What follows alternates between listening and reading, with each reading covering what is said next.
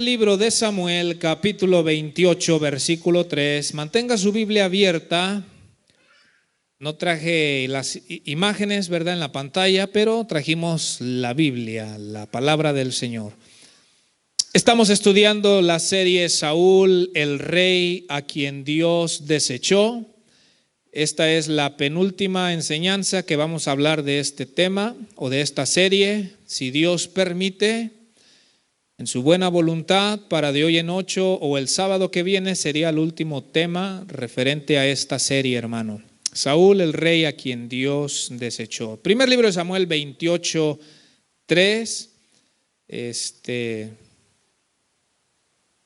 Y cuando usted esté ahí, por favor, dígame amén. Vamos a leer del verso 3 hasta el 19 solamente. Aunque vamos a cubrir hasta el verso 25, pero ahorita vamos a leer hasta el verso 19, lo vamos a leer pues para entender el contexto, hermano, de lo que se va a hablar en el día de hoy. ¿Estamos ahí, iglesia? Dice la palabra de Dios, la leemos en el poderoso nombre de nuestro Señor Jesucristo. Amén. Verso 3. Ya Samuel había muerto y todo Israel lo había lamentado. Y le habían sepultado en Ramá, su ciudad. Y Saúl había arrojado de la tierra a los encantadores y adivinos. Se juntaron pues los filisteos y vinieron y acamparon en Sunem. Y Saúl juntó a todo Israel y acamparon en Gilboa. Y cuando vio Saúl el campamento de los filisteos, tuvo miedo y se turbó su corazón en gran manera.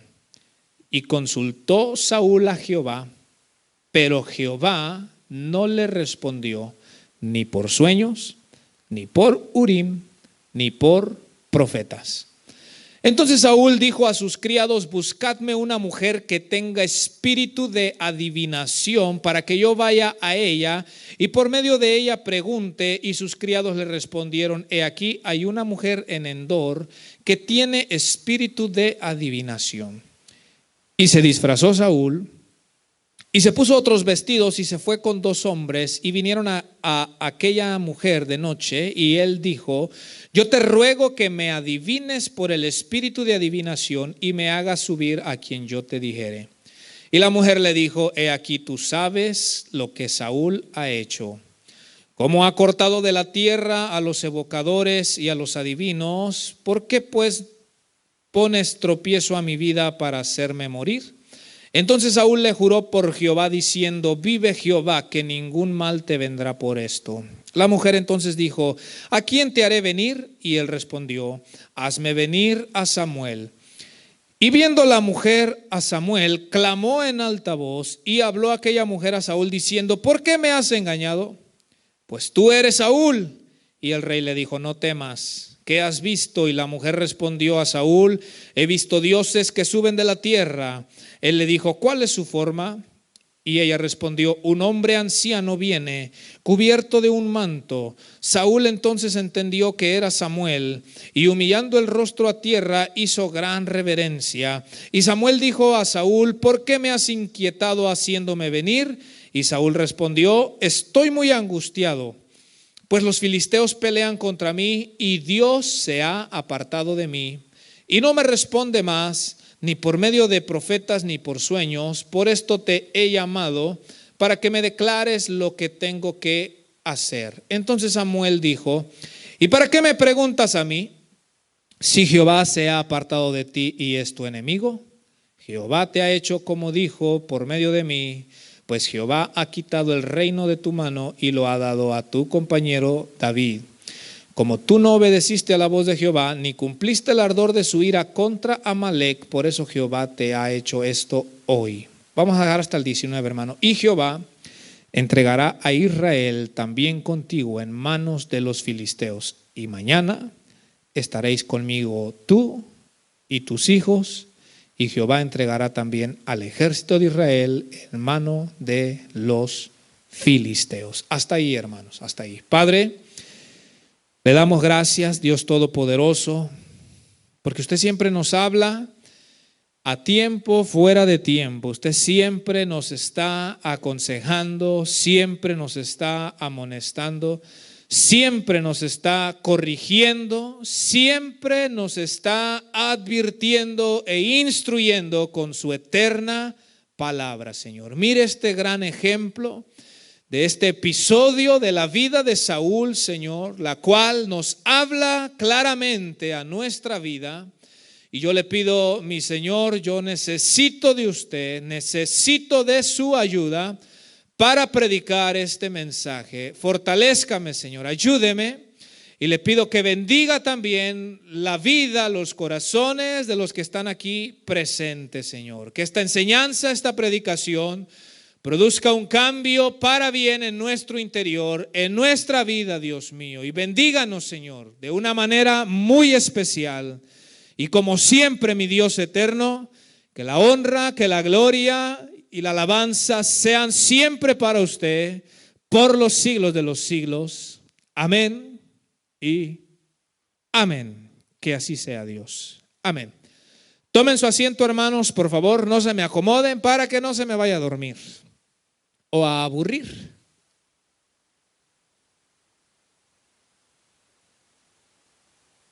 Entonces continuamos, hermano, estudiando la vida de Saúl. Hace 8 días veíamos el triste episodio de cómo David, por sus mentiras, provocó la muerte de los sacerdotes del Señor y todas sus familias, hermano, ¿verdad? Vimos también cómo esta muerte o esta masacre fue ejecutada por orden de Saúl, quien es obvio, hermano, que ya para esas alturas podemos ver cómo definitivamente él había perdido ya todo temor de Dios en su corazón y en su vida, hermano, ¿verdad? Porque imagínense, los sacerdotes, cuando él fue, ellos estaban con sus vestimentas sacerdotales como representantes del Dios de los cielos, y ni aún nada de eso hizo detener la mano de Saúl para levantarse contra ellos. Es decir, Saúl ya estaba totalmente en su mente reprobada, entenebrecida, al punto que pues ya no, él ordenó la masacre de los sacerdotes como si hubieran sido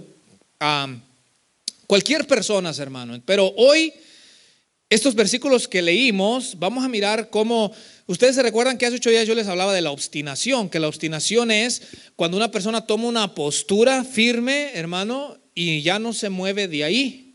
O sea, una persona terca o necia, hermano. Entonces, vemos cómo Saúl, hermano, el problema no era que cometía un error, que obviamente no está bien. El problema era que cuando cometía el error, él, en lugar de decir, tengo que detenerme, tengo que parar esto, o si ya lo hice, pues buscar el perdón de Dios. Mire, yo me pongo a pensar esto.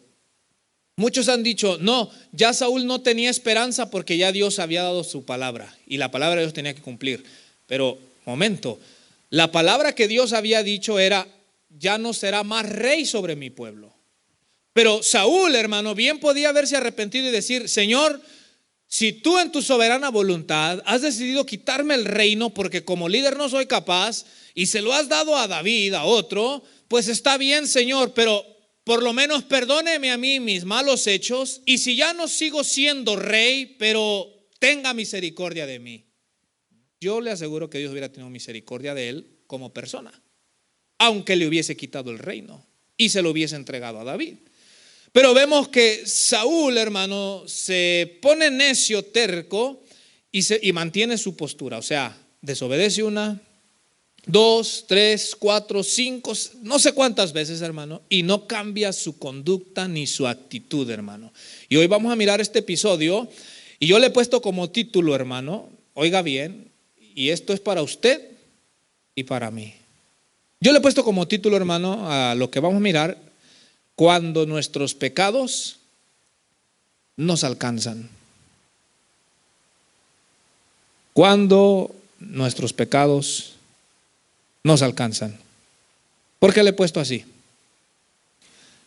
Porque todas estas semanas hemos mirado a Saúl pecando una vez tras otra, tras otra, tras otra, tras otra, y aparentemente no había consecuencias. O sea, aparentemente el juicio que Dios había dicho contra él no sucedía, aparentemente nada. Pero ahorita, conforme a los textos que leímos, y vamos a meternos un poquito más a profundidad, vamos a mirar que llega un punto en que nuestros pecados del pasado nos alcanzan. O sea, llega el punto en el que Dios dice, no más. ¿Verdad? Dios dice, te he dejado. ¿Sabe cuál es nuestro problema? Nuestro problema es que confundimos la paciencia de Dios. O sea, creemos que porque Dios está siendo paciente, nunca va a traer el juicio o la palabra que Dios ha dicho que va a traer contra nosotros, hermano. Pero Dios dice, no es que no lo voy a hacer. Dios dice, en realidad estaba siendo paciente contigo, esperando ver un cambio en tu actitud, pero como veo que definitivamente tu actitud no cambia y persistes en tu terquedad y en tu necedad, dice Dios, se ha llegado el día. Y por eso se llama el título, cuando nuestros pecados nos alcanzan. O sea, cuando ya Dios dice, te las voy a cobrar ahora sí. Te dejé, no te pasó nada por meses o a veces hasta por años, pero llega el punto que Dios dice, se llegó el tiempo de ajustar las cuentas, hermano. De eso vamos a hablar, hermano, en esta porción. Ok, vámonos a sumergirnos, hermano, ahí en el verso 3. Vamos a leer del verso 3 al 5 y yo le he puesto en estos 3 versículos, el terror se apodera de Saúl en la batalla. Yo le puse así, hermano, el terror se apodera de Saúl en la batalla, hermano. Ok, leamos el verso 3, ¿está ahí conmigo? Dice así, ya Samuel había muerto y todo Israel lo había lamentado. Y le habían sepultado en Ramá, su ciudad. Y Saúl había arrojado de la tierra a los encantadores y adivinos. Hasta ahí, hermano. Aquí el verso 3, la historia bíblica, nos hace referencia a 2 cosas. Número 1, a la muerte de Samuel. Si usted quiere leer, cuando tenga oportunidad, aquí mismo en el primer libro de Samuel, en el capítulo 25, verso 1, nos dice que murió Samuel, el profeta de Dios, y que todo Israel lo lloró, o todo Israel se lamentó por la muerte del profeta del Señor, hermano, ¿verdad? Entonces, aquí en el capítulo 28, lo hace mención o hace referencia a que ya Samuel había muerto, hermano. ¿Por qué? Porque obviamente todo el contexto que sigue tiene que ver o involucra a Saúl queriendo hablar con Samuel, pero el escritor bíblico lo deja bien en claro y nos dice, ya Samuel ya había muerto. Pero la segunda cosa que menciona este versículo es que nos dice que Saúl, hermano, en el pasado, probablemente cuando todavía andaba bien, probablemente cuando todavía tenía el Espíritu de Jehová en él y todavía estaba tratando de hacer las cosas a la manera de Dios, dice el versículo que Saúl había arrojado de la tierra, o sea de Israel, a los encantadores y a los adivinos, hermano. Déjeme decirle que, o le voy a dar la definición correcta de estas 2 palabras, de encantadores y adivinos, o qué es lo que hacen estas personas, hermano.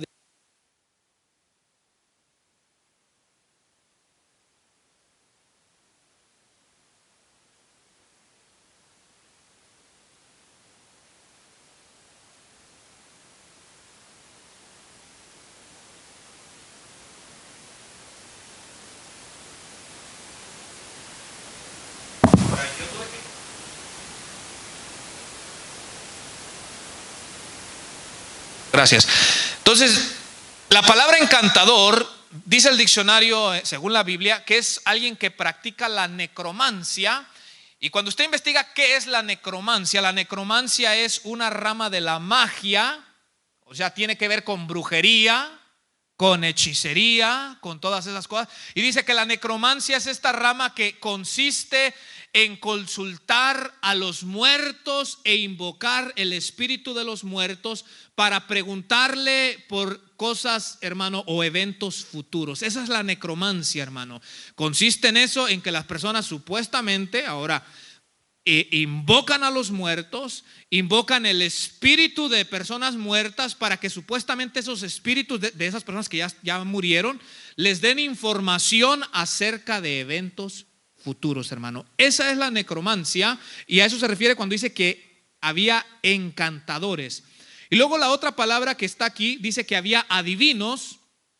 Mire bien, en el diccionario, según la Biblia, hermano, en la palabra adivino, nos dice el diccionario que es alguien que posee un espíritu familiar. O sea, es alguien que sabe y está familiarizado con los secretos del mundo invisible, hermano. Pero cuando le hablo del mundo invisible, es obvio que no le estoy hablando del mundo de las cosas buenas, de las cosas de Dios. Cuando estoy hablando que es una persona que por un espíritu que está en él o en ella, esta persona llega a conocer o a saber cosas del mundo invisible. O sea, cosas que no podemos conocer usted y yo, pues, hermano, con nuestros ojos físicos o así, sino por el espíritu que esas personas tienen, que viene sobre ellos, ellos llegan a ver cosas ocultas a la mirada humana. Ok, entonces nos dice aquí, hermano, que Saúl en el pasado había expulsado de la tierra de Israel tanto a los practicantes de la necromancia, o sea, aquellos que consultaban a los muertos o invocaban a los espíritus de los muertos, como aquellos también que por medio de la adivinación miraban cosas del mundo invisible, del mundo espiritual. Dice que Saúl los había expulsado. ¿Por qué? Porque en la Biblia, hermano, en Levítico capítulo 20 y verso 27, Dios les dijo: no se halle encantador, ni hechicero, ni adivino en medio de vosotros. Y Dios les dijo claramente, les dijo: si alguien practica estas cosas, morirá apedreado irremisiblemente, hermano, ¿verdad? Entonces, por eso es que les digo que esto Saúl lo hizo cuando andaba bien.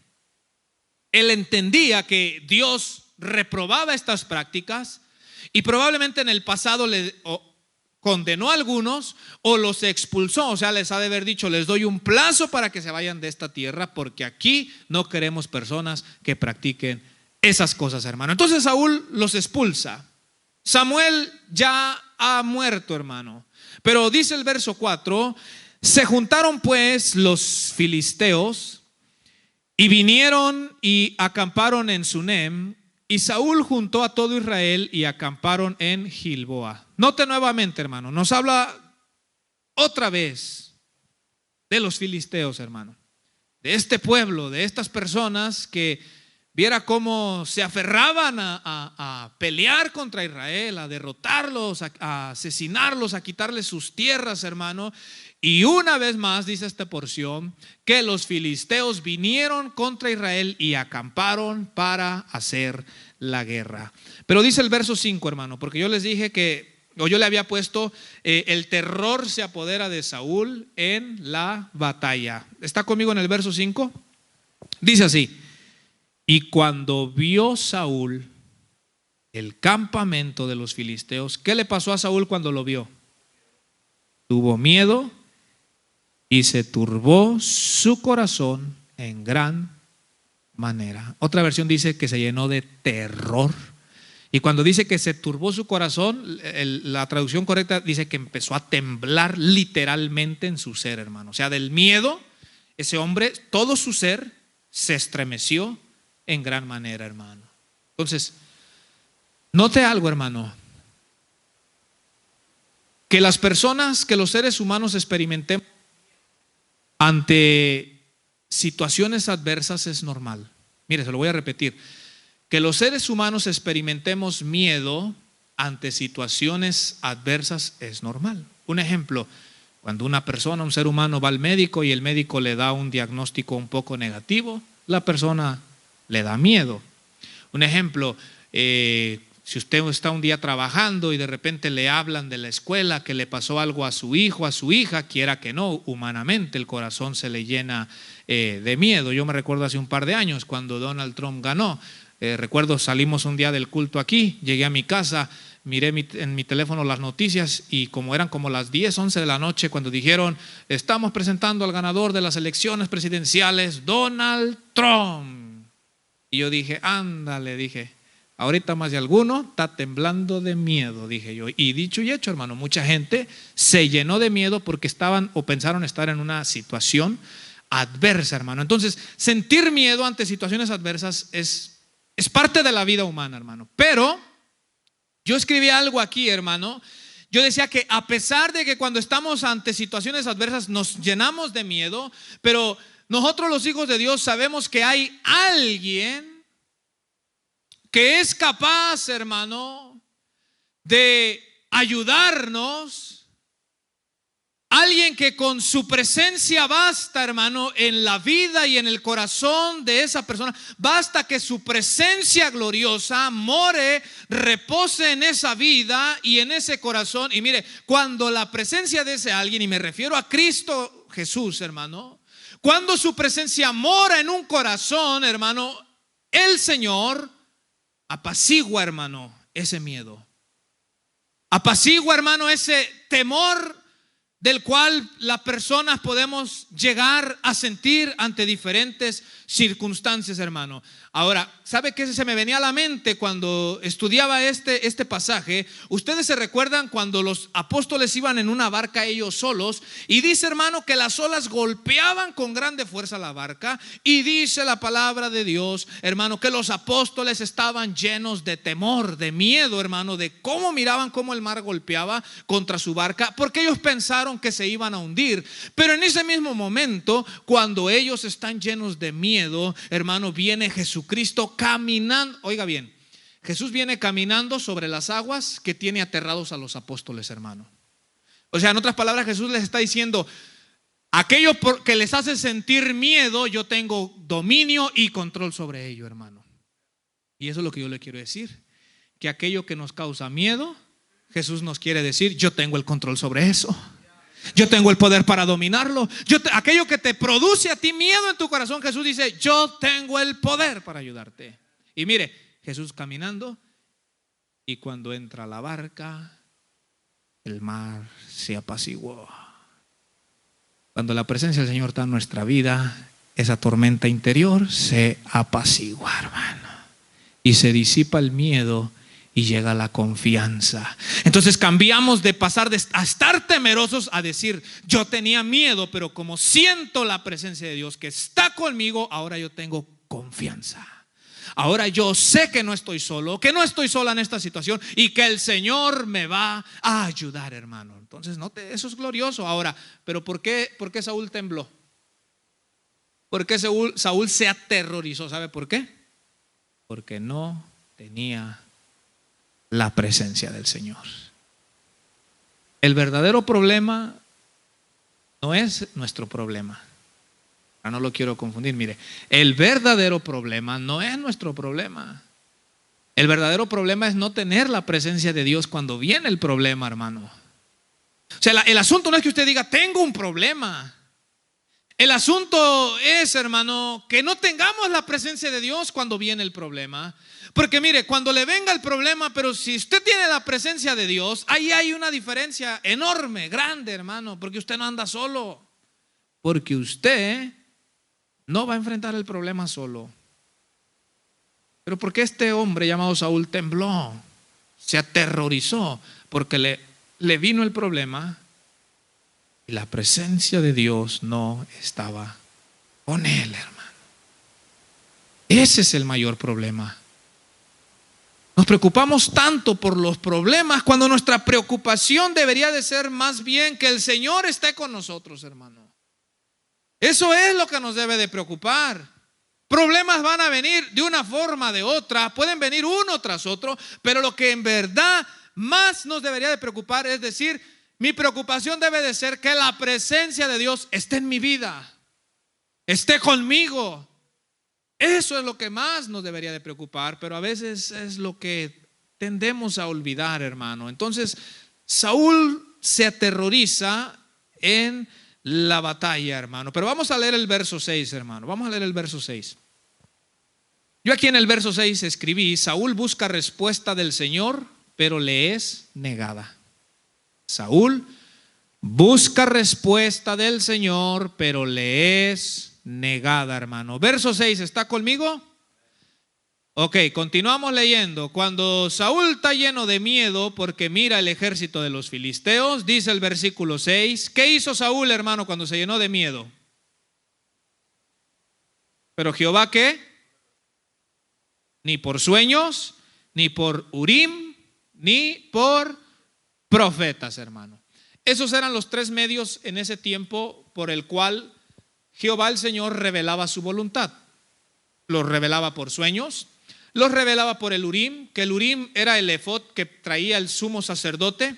Y ese artefacto, hermano, que incluso los comentaristas dicen que no se sabe qué es, no lo han visto, no se sabe qué era, pero era un artefacto que usaban los sacerdotes del Señor. Y cuando querían consultar al Señor por medio de ese artefacto, hermano, preguntaban a Dios cosas y por medio de ello Dios daba una respuesta, hermano. Entonces dice que Saúl trató de consultar a Dios, pero Dios dice que Dios no le habló ni por los sueños, ni por el Urim, y tampoco le habló por profetas, hermano. Ahora, yo quiero dejar algo bien en claro. Entonces, Saúl mira a los filisteos y se llena de miedo, porque mira la batalla y mira el ejército de los filisteos probablemente más grande, más fuerte, más poderoso. Y cualquiera pudiera decir que Saúl hizo lo correcto en ir a consultar a Jehová. Ahora, cualquiera me podría decir, pero ¿por qué dice el versículo que Jehová no le respondió? Y cualquiera puede decir que la Biblia dice que el Señor nos dice, clama a mí, yo te responderé. Así dice la Biblia, ¿verdad? Jesús también dijo, el que a mí viene, yo no lo echo fuera. Entonces cualquiera pudiera decir, ¿y por qué si Saúl clamó a Jehová, no le respondió? ¿Por qué si Saúl vino al Señor, por qué el Señor lo echó fuera? ¿Por qué lo despreció? Aquí está el asunto. Y mire, aprendamos estas cosas porque hay muchas personas como Saúl. El por qué Dios no le responde cuando Saúl lo consulta, o sea, Saúl viene a consultar al Señor, y por qué el Señor no le responde, es porque Saúl lo único que quería era salvación y no perdón. O sea, mire, Saúl anda mal, hermanos. Y cuando él viene a consultar a Dios por el problema que tiene, él no viene arrepentido a buscar primero el perdón de Dios. Él lo único que le interesa es que el Señor lo salve, hermanos. Y yo les digo algo, sin perdón no puede haber salvación, hermano. O sea, primero el Señor tiene que perdonar, o la persona tiene que arrepentirse para que el Señor perdone los pecados, y una vez que los pecados de esa persona están cubiertos, el Señor pueda salvar a esa persona. Si usted se recuerda en el Nuevo Testamento, dice la palabra de Dios que cuando gente enferma o con problemas venían con Jesús, ¿qué era lo primerito que Jesús les decía? ¿Sé sano? ¿Sé salvo? ¿O qué era lo primero que decía? Que tus pecados te sean perdonados. ¿Verdad? Porque es lo que primero le interesa al Señor, hermano, en las personas. Que la persona por causa de sus pecados estén a cuentas con Él, hermano. Que se hayan arrepentido de ellos, le hayan pedido perdón, para que entonces el Señor pueda salvarlos, hermano. Entonces note cómo Saúl no tiene el más mínimo interés de arrepentirse, de pedir perdón a Dios. Imagínense. El capítulo pasado veíamos que asesinó a los sacerdotes. Dice ahí que pidió perdón a Dios por ello. Los capítulos pasados dice que estaba lleno de envidia y quería asesinar a David, al que Dios había ungido para que fuera el próximo rey. Dice ahí que le pidió perdón al Señor por ello. Le dijo, Señor, mire, estoy en aprietos, pero antes de pedirle ayuda, Señor, perdóneme porque fui desobediente cuando me mandó a destruir a los de Amalek. Fui desobediente con su siervo David. Fui desobediente en asesinar a sus sacerdotes. Perdóneme, Señor. ¿Dice así, hermano? No. Dice lo que muchas personas hacen cuando tienen problemas. Las personas no están interesados en lo más mínimo en tener una relación con Dios. Ellos solamente quieren un milagro de parte de Dios. Y a veces Dios dice, pues no. Porque Dios dice, veo que no tienes el más mínimo interés en recibir mi perdón.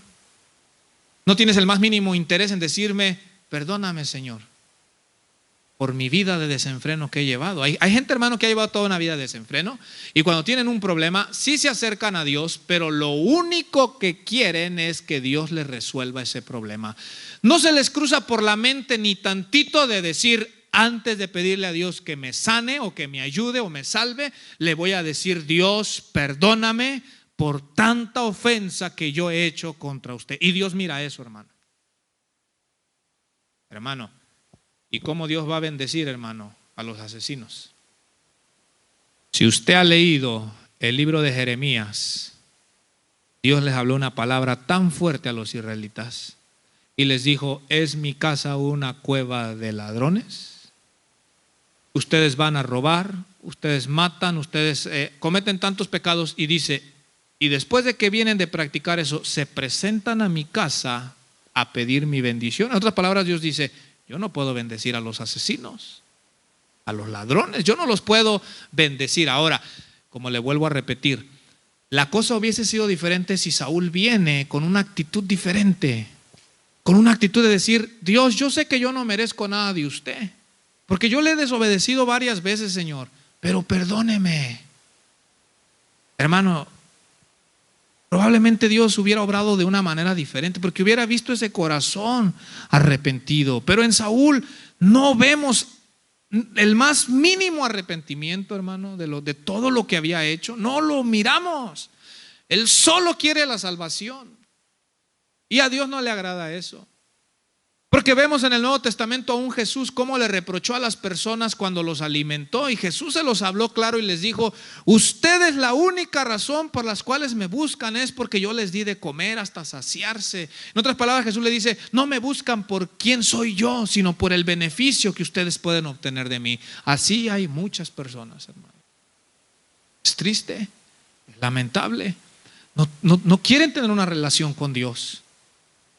No quieren recibir el perdón. Mira, hermano, cuando una persona está enferma, con problemas de adicciones o todo lo que usted quiera, su mayor necesidad no es la sanidad, no es la sanidad de su cuerpo físico. Su mayor necesidad es el perdón.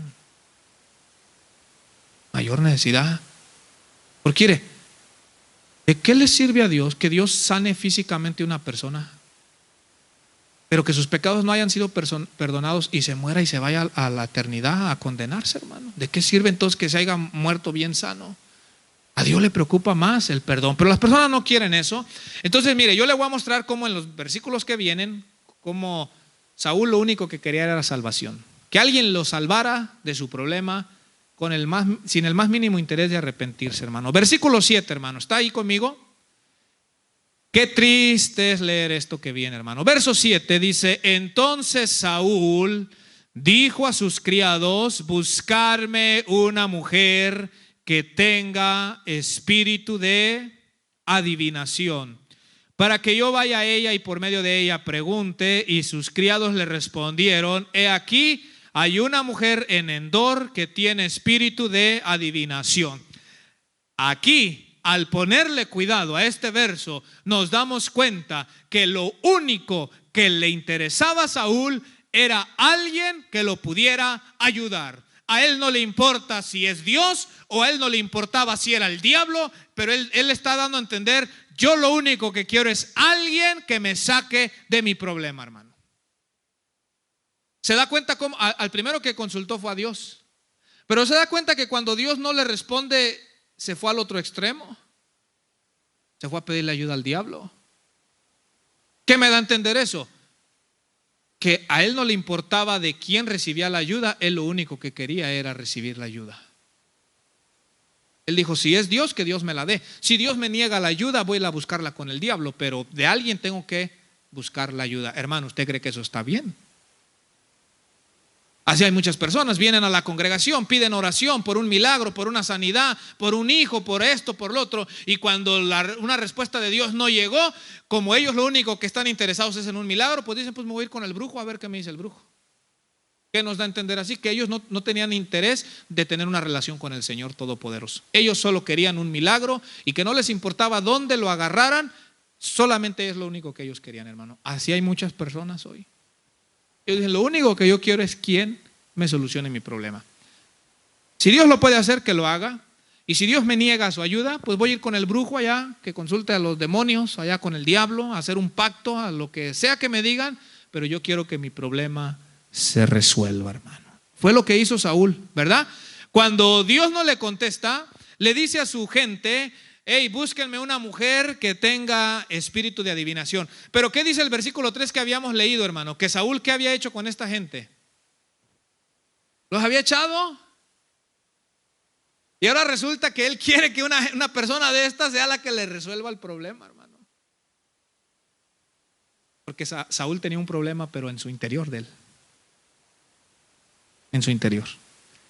Dice el verso 8, y se disfrazó Saúl. Daba como de la secreta.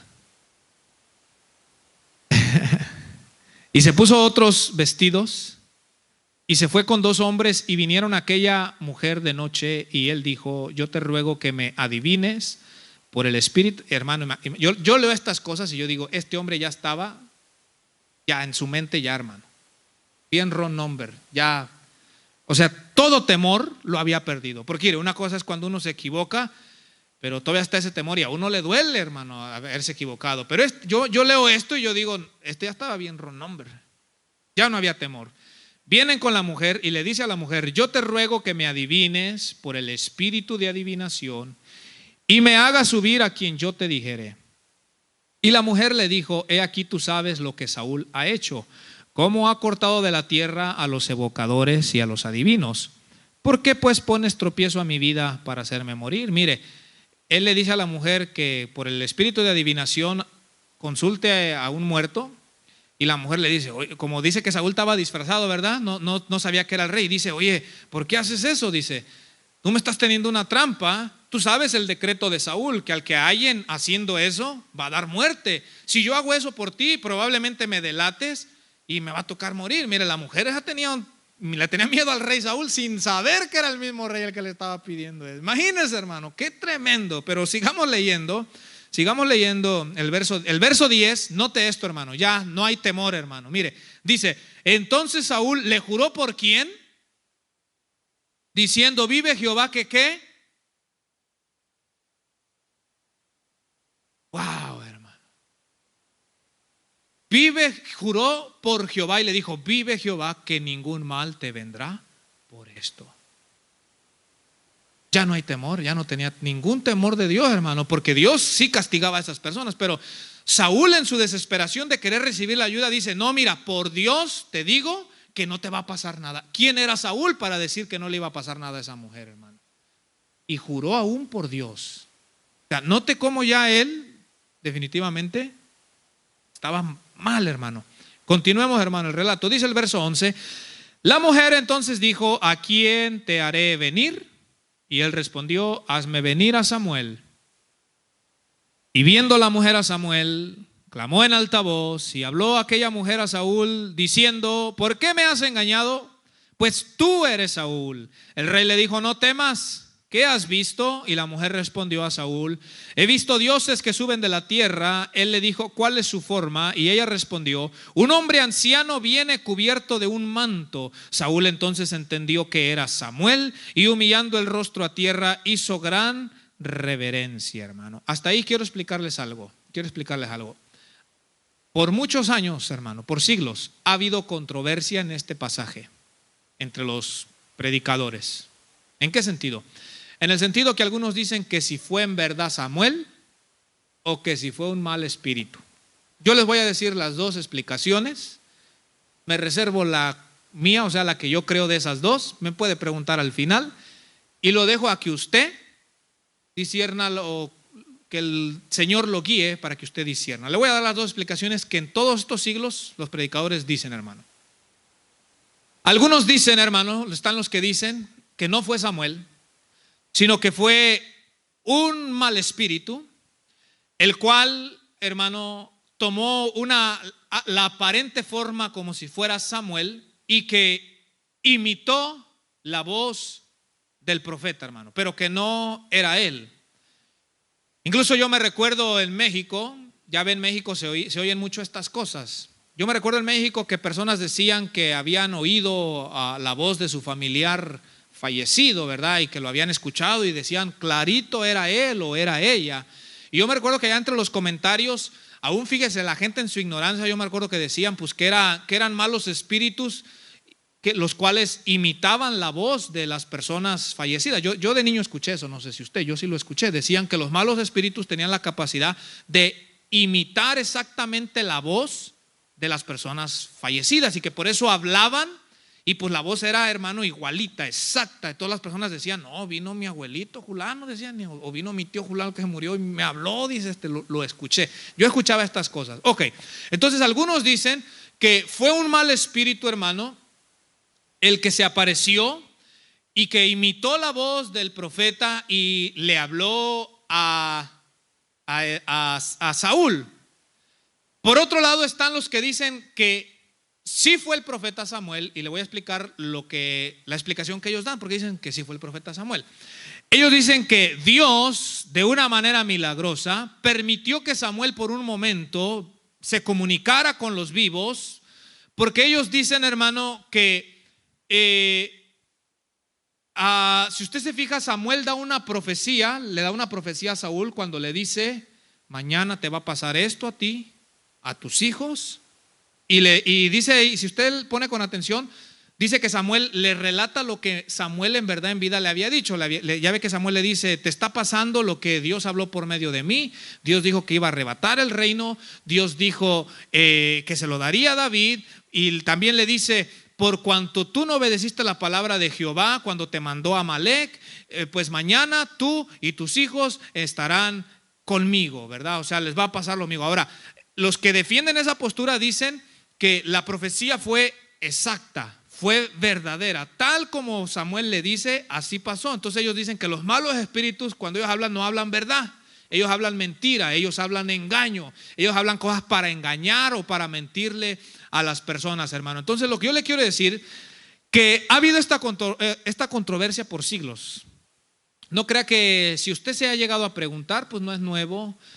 Por siglos, hermano, yo leía que predicadores, algunos toman una postura que dicen que fue un mal espíritu y otros dicen que en verdad fue el profeta Samuel, el cual se apareció, y toman ejemplos donde dicen que así como también se apareció Elías y Moisés en el Nuevo Testamento, dicen que así como Elías y Moisés también que ya habían muerto vinieron, pues ellos dicen que también Dios permitió que Samuel le hablara a Saúl. Pero bueno, eso no es lo más importante, hermano. Bueno, ya al final les digo cuál de esas dos yo creo, hermano. Al final, para continuar. Entonces, hermano, leamos cómo cuando la mujer le dice, ¿a quién quieres que te haga venir? Saúl le dice a Samuel, y dice que la mujer gritó cuando miró a Samuel, hermano. Y Saúl le pregunta, ¿qué es lo que estás mirando? Y le dice, miro como dioses que suben de la tierra, o sea, miro un ser espiritual. ¿Cuál es su forma?, le dice Saúl. La mujer le dice, es un hombre anciano que viene cubierto de un manto. En otras palabras, la apariencia sí era como la de Samuel, hermano, porque ¿se recuerda usted que Samuel andaba un manto? ¿Se acuerda que cuando Samuel le llevó la palabra de que Dios le había quitado el reino, dice que Saúl tomó del manto a Samuel y el manto se le rasgó? Entonces, note cómo Saúl, cuando la mujer le describe, es un hombre anciano que anda un manto, dice el verso 14, Saúl entonces entendió que era Samuel y humillando el rostro a tierra hizo gran reverencia. Verso 15, y Samuel dijo a Saúl, ¿por qué me has inquietado haciéndome venir? Y Saúl respondió, estoy muy angustiado, pues los filisteos pelean contra mí y Dios se ha apartado de mí y no me responde más, ni por medio de profetas ni por sueños. Por esto te he llamado. ¿Para qué, hermano? ¿Para qué le dice Saúl que lo ha llamado? ¿Para qué? Para que me declares lo que tengo que hacer. Momento ahí quiero hablar algo. Ahora, yo le voy a hablar lo que el relator bíblico está diciendo. El relator bíblico dice que es Samuel. Le digo, ya usted puede tomar su propia opinión. El relator bíblico dice que Samuel dice, ¿para qué me estás turbando mi descanso? Saúl le contesta y le dice, los filisteos vienen contra mí y Dios no me dice qué hacer. No, Dios no me responde ni por profetas ni por sueños. Y te he hecho venir a ti o te he invocado a ti para que tú me digas lo que debo de hacer. Note esto, yo me quiero enfocar aquí. Cuando Samuel estaba vivo, una vez tras otra le dijo lo que tenía que hacer. ¿Y Saúl lo hizo o no lo hizo? No lo hizo. Entonces ahora viene y le dice, pues te estoy llamando porque quiero que me digas qué hacer. Lo que yo me quedo pensando, hermano, es cómo muchas de las veces ya sabemos lo que tenemos que hacer y aún así no lo queremos hacer o no lo hacemos. Mire, él dice, quiero que me digas qué es lo que tengo que hacer. Si cuando Samuel lo mandó en vida, muchas veces Dios dice que vayas contra Amalek y hagas esto, no lo hacía. Dios dice que te esperes 7 días hasta que yo llegue y ofrezca sacrificio, no lo hacía, pero ahora viene y dice, quiero que me diga qué hacer. Y yo me preguntaba cuando leía, ¿y para qué? Si como quiera nunca lo hacía. Si cuando Dios le decía, haz esto, él hacía algo diferente, hermano. Y es que a veces somos así. A veces venimos a pedir consejo, a ver qué el Señor nos dice, y el Señor nos habla y hacemos lo contrario, hermano. Yo digo, ¿y para qué pedimos consejo? Vienen con uno y le dicen, fíjese, hermano, que estoy soltero o estoy soltera y me gusta uno del mundo. ¿Qué es el consejo que usted da? ¿Cómo que cuál es el consejo? Lo que la palabra de Dios dice, que el yugo desigual no sirve, que Dios no aprueba eso. Ah, eso dice, sí, hermano, sí, hermano, sí, hermana, pues está claro, ¿para qué viene a preguntar esas cosas? Y mire, todavía cuando uno les da el consejo, ¿sabe qué dicen? Pues voy a ir a orar, dice. Voy a ir a orar a ver si el Señor confirma lo que usted está diciendo. ¿Qué va a ir a orar? Si hay cosas que ya están claras en la palabra de Dios, hermano. Entonces yo digo, este hombre pide que le digan qué hacer. Y yo digo, y no lo va a hacer. No lo va a hacer. Porque demostró 1, 2, 3, 4, 5, 6, 7, 8, no sé cuántas veces que se le dijo qué hacer y no lo hacía, hermano. Pero miramos, sigamos hacia adelante lo que dice el verso 16. Entonces Samuel dijo, ¿y para qué me preguntas a mí? Si Jehová se ha apartado de ti y es tu enemigo. En otras palabras está diciendo, si Dios, que es el único que te puede ayudar, te ha negado su ayuda, ¿qué puedo hacer yo por ti? Le está diciendo, hermano. Hermano, hay cosas, hay áreas en las cuales el único que nos puede ayudar es el Señor, hermano. Y si el Señor, por alguna razón, negara la ayuda, no existe nadie ni en los cielos ni en la tierra que nos pueda ayudar, mis amados hermanos. Entonces él le dice, ¿y para qué vienes conmigo? Le dice, tú mismo con tu boca dices que Dios te negó la ayuda. ¿Qué puedo hacer yo por ti? Nada, hermano. Hermano, lo que nos debe de preocupar es la ayuda del Señor. Hermano, yo le digo algo y si el Señor nos niega su ayuda, estamos perdidos. Estamos perdidos. Porque hay cosas que ni el mejor médico va a solucionar. Hay cosas que ni el mejor psicólogo, ni el mejor consejero matrimonial, ni el mejor juez, ni el mejor abogado. Hay cosas humanamente que nadie las va a poder solucionar, hermano. Pero que hay alguien, hermano, que es Dios. Hay alguien que es el Señor, hermano. Que aquello que el médico, el psicólogo, el abogado, el juez no puede, hay algo que Dios sí puede hacer todavía, hermano. Pero imagínense que si Dios dice, nada, hermano, ¿y a dónde vamos? ¿A quién? Y es la respuesta que le dan. Le están diciendo, tú mismo te contradices porque tú con tu boca me estás diciendo que Dios ya te dijo que no te va a ayudar. ¿Para qué vienes a mí? Mire el verso 17, hermano. Aquí en el verso 17, hermano, yo le puse así. Samuel, ahora, porque ahí dice Samuel, ya le digo, si usted no cree que es Samuel, pues está bien. Samuel le recuerda a Saúl su sentencia, su proceder y el cumplimiento del juicio divino. 3 cosas. Le recuerda la sentencia que Dios le había dado, le recuerda su proceder, o sea, cómo fue desobediente, y al mismo tiempo le habla del cumplimiento del juicio divino. O sea, le dice, lo que Dios había dicho, se va a cumplir ya, Saúl.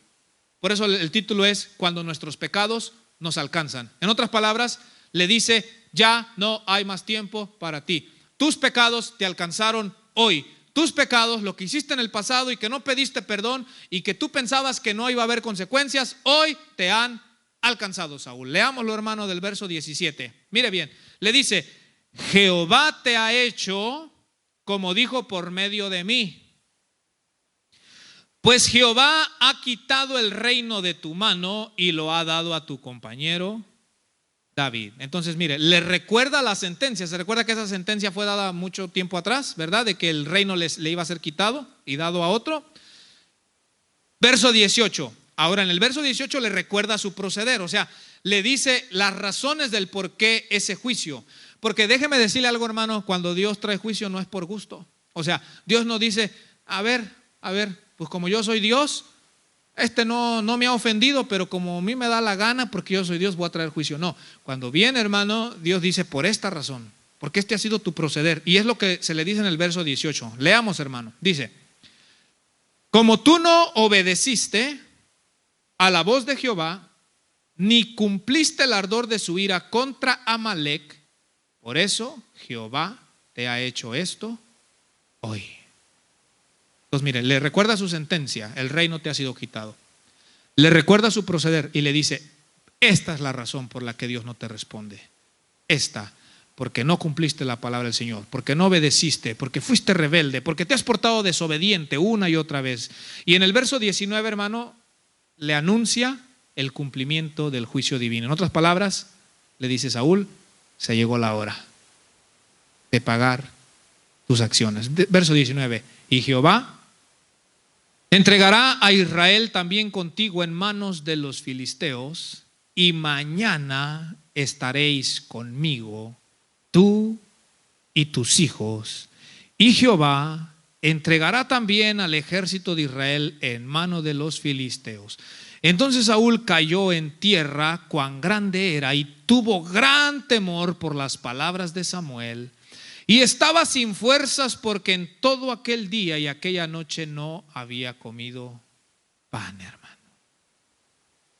La sentencia o el cumplimiento de la sentencia se ha llegado. Por eso le puse cuando nuestros pecados nos alcanzan.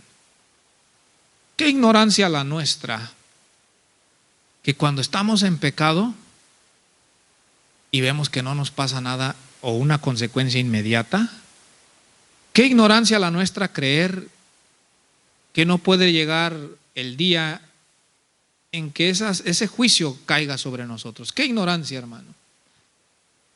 Yo les aseguro que desde el primer día cuando el profeta Samuel le dictó sentencia a Saúl, pasaron muchos años, hermano. Pasaron muchos años. Acuérdense que Saúl anduvo persiguiendo a David y haciendo muchas cosas. Pasaron muchos años.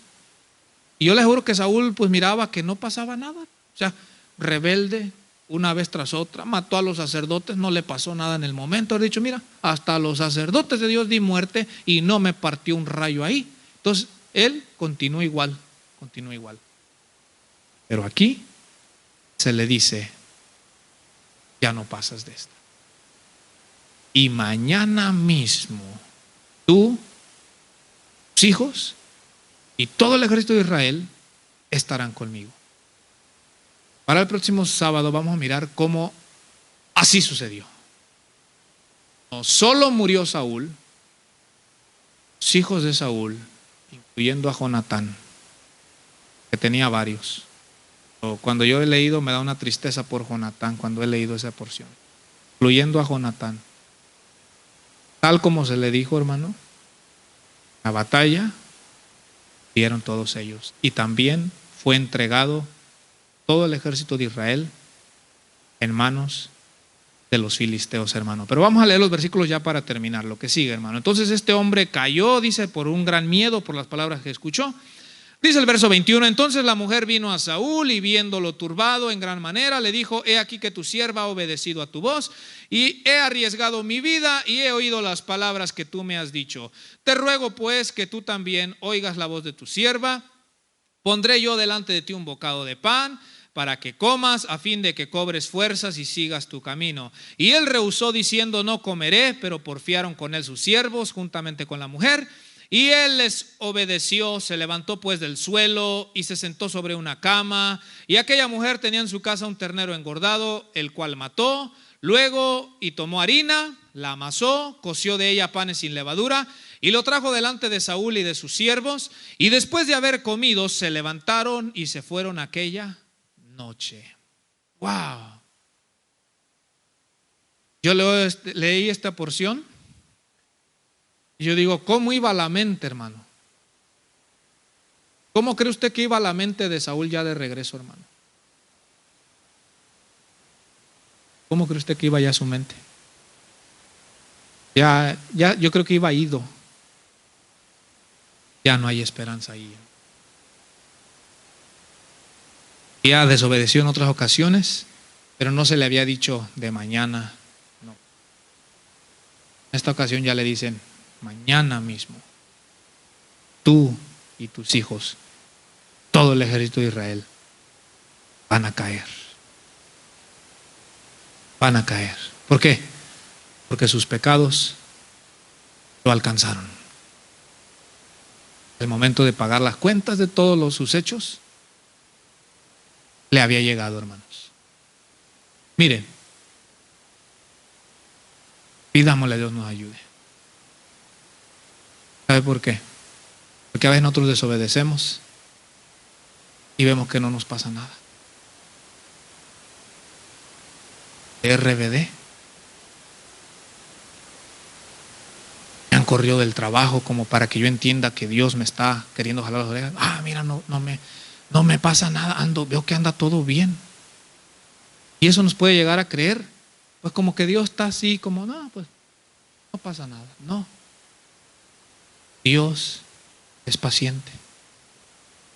Y si el juicio lo retrasa, no es porque nunca va a llegar. Si el juicio lo retrasa, es porque está esperando que ese hombre o esa mujer pidamos perdón a tiempo y le digamos, Señor, he desobedecido, pero perdóneme y tenga de mí misericordia, hermano. Lo único que puede detener el juicio de Dios es el arrepentimiento. No es una ofrenda, hermano. No, pues yo pequé y pues voy a dar unos 5,000 para que... No, hermano. Lo único capaz de detener el juicio de Dios es el arrepentimiento de esa persona. Y si genuinamente se arrepiente, la Biblia es clara cuando dice que al que se arrepiente y pide perdón, Dios perdona. Saúl no lo hizo, hermano. Y para hoy de noche vamos a mirar cómo termina su vida. Vamos a dejarle hasta aquí, hermano. Entonces, cuando nuestros pecados nos alcanzan, hermano.